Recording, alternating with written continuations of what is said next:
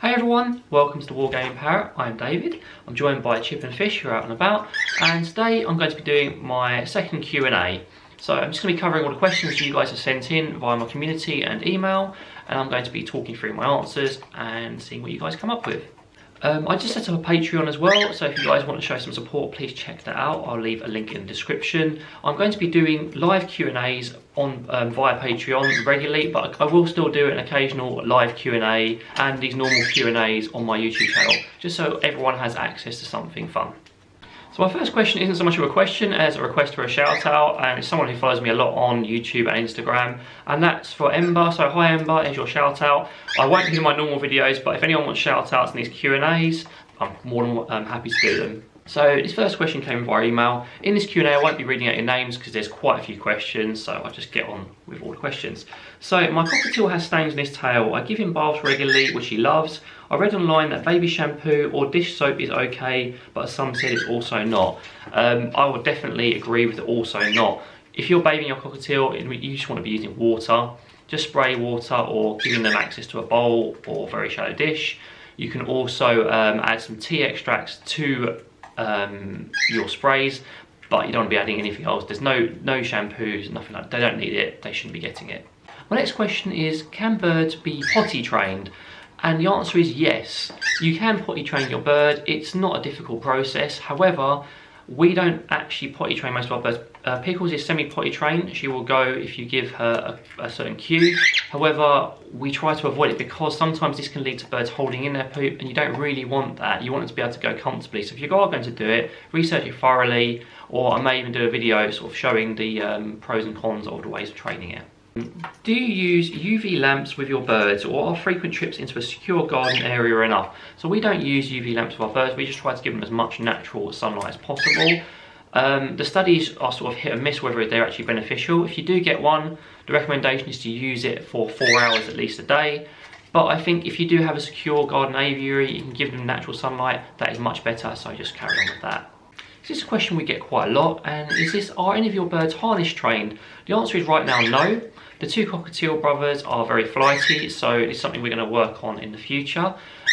Pickles, we started harness training, but she actually hated it. Scampy is our most promising candidate for harness training because he likes the harness, he likes putting his head through, and we're currently working on training him to accept it.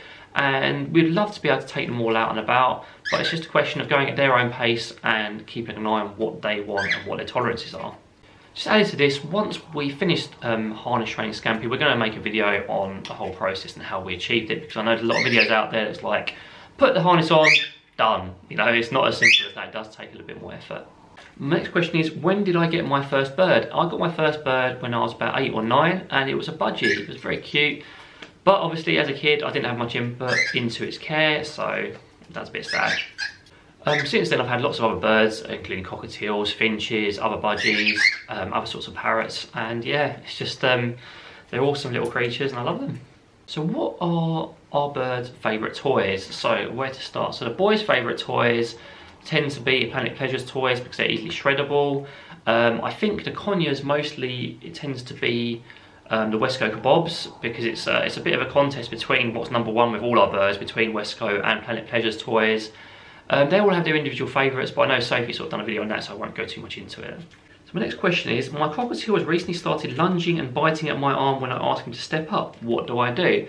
So the first thing I'll do is looking at why he's lunging and biting at your arm. Has there been any changes? Have you changed any sort of nail makeup or any of that sort of thing? Or any more rings? Is your cockatiel hormonal?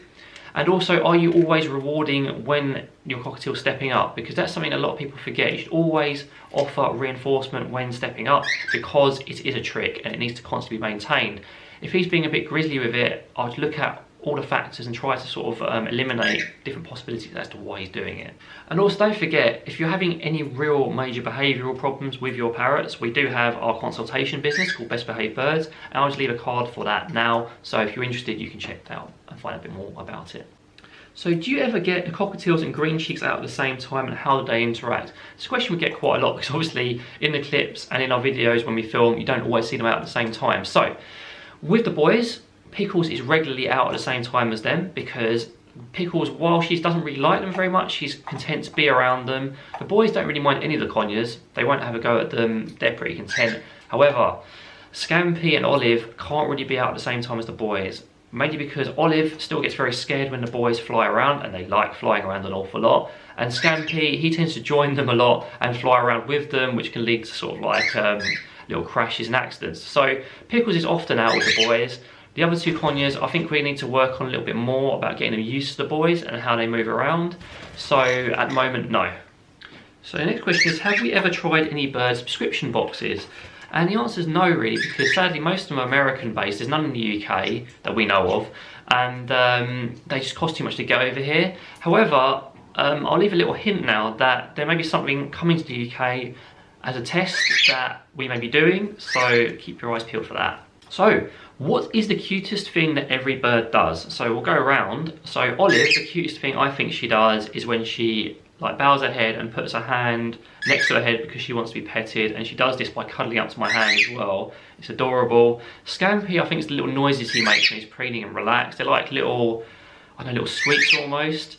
Pickles, Pickles when she's fluffy, when she's fluffing up, she likes to sit on my head, on my shoulder, and she cuddles and fluffs.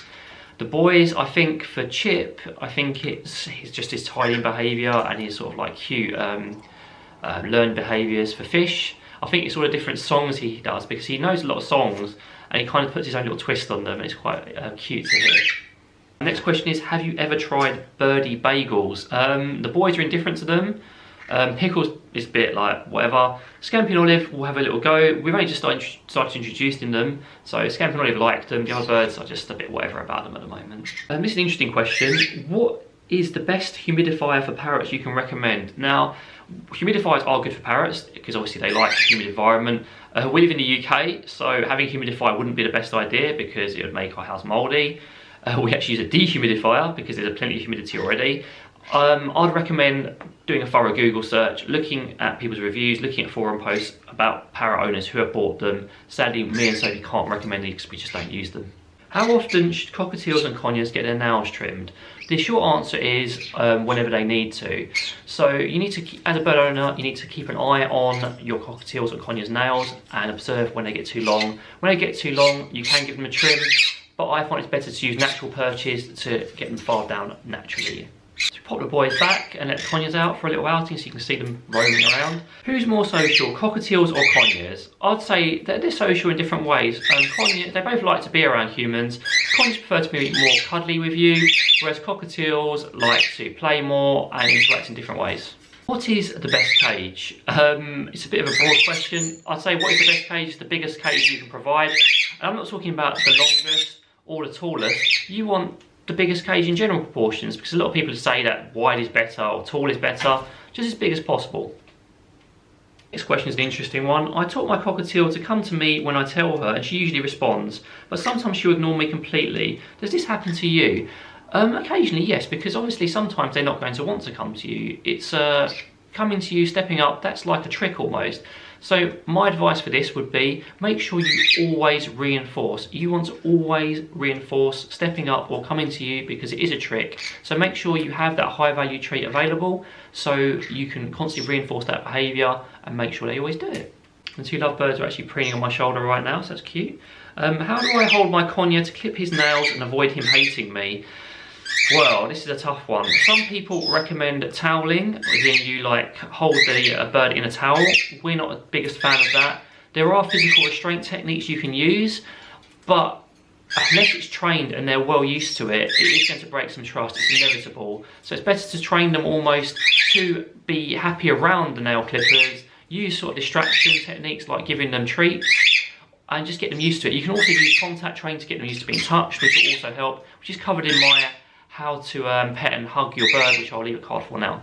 How expensive is it to upkeep your conures? I'd say it's fairly expensive because obviously you've got the initial start cost of the cage, all the bits and pieces for them, but then you need to be providing regular refreshed chewable toys because you want them to destroy them. You want to be replacing perches that get damaged or dirty. There's obviously the food, the regular vegetables, the extra supplements, and potentially the vet bills. There's lots of different costs as well that are involved in caring for them. Is blue a rare conure colour? I'd say it's a little bit more uncommon, but turquoise conures are around, you can get them. I think they're beautiful. Yes, it's not massively rare, but it is an interesting colour. It's fine to cover my bird's cage because he can't sleep with living room lights on otherwise. We're not the biggest fan of cage covering, but we can understand certain circumstances where it may be required. Our advice in these circumstances is use partial covering, so cover on top and around but not the front so they can see outside, especially with cockatiels because they're prone to night frights and it can also lead to hormonal behaviour. You can also consider a night light as well. And the other sort of thing I'd suggest is maybe adapting your routine slightly, so you can go elsewhere in the house or turn the TV brightness down, just so it's more comfortable for them. Next question is, what do you think of clipping birds' wings? My opinion is quite strong on it, so I'll be perfectly honest here. I do not approve of it at all. I think it's wasteful and it denies them a natural ability, and it's just purely for human convenience. There is one caveat here. If it is for a medical reason, that's fine. It's purely for human convenience and should be avoided. Birds are meant to fly. If you want them as a pet, you really want to be encouraging them to fly because it's natural behaviour and it makes them happy. If a bird is constantly nipping at you when they land on you and there are no obvious signs, could it be hormones or aggression? Yes, basically. If your bird's just started nipping you out of nowhere, I'd first look at all sorts of, just like a previous question, I'd look at all the factors going around there. Is there anything changed? Then I'd look at hormones, I'd look at aggression. Is there any reason for the aggression? Is it the sort of season for hormonal behaviour? So start investigating all those little factors. And I'll leave a card for Sophie's hormone video now because I think it'd be useful to have a little peek at. Next question is there any way to help my cockatiel and conure get on better? They sleep in the same cage but they've started fighting. We don't, I mean, if they're happy being in the same cage, like cuddling, that's great, but I'd work on basic bonding exercises between them. I actually have a video on that, which I'll leave a card for now. Actually, I haven't used up all my cards because there's quite a few, but hopefully it'll be helpful to you. So can birds still fly if they've been kept in a cage for a very long time? The answer is initially no, they probably won't be able to fly because their muscles will have atrophied, which means all their muscles will have not, they're basically not would have got used to those muscles, so they'll be a bit weak. But there's nothing to say they won't fly again. You can train them, you can get them doing short hops, you can get them working those wing muscles in different ways, and there's no reason they won't be able to fly again. There's plenty of circumstances where a bird has been kept in a cage for years and years, and they've been able to fly afterwards. And my last question is, what kind of food is best for cockatiels? Now, we believe that cockatiels should have a wide variety of diet. We normally recommend, these are rough proportions, 60 to 70% fresh vegetables, 10 to 20% of seed. Seed, some people say is horrible, but seed's okay as a training treat and as a little extra. So about 10 to 20% of seeds fine. 10 to 20% of pellets, again are controversial because some people say that pellets should be everything, but we feel that a fresh diet is better for them. And then 10 to 20% of like sprouted seeds, supplements like flowers, spices and herbs. That brings me to the end of the video. Thank you guys very much for watching. I hope you found it useful. I will be doing more Q&As like this on a regular basis. I'll also have my Patreon only live Q&As where you can ask me questions directly. And yeah, there'll be all sorts of things going on. So again, thank you very much for watching. Take care and have a great day.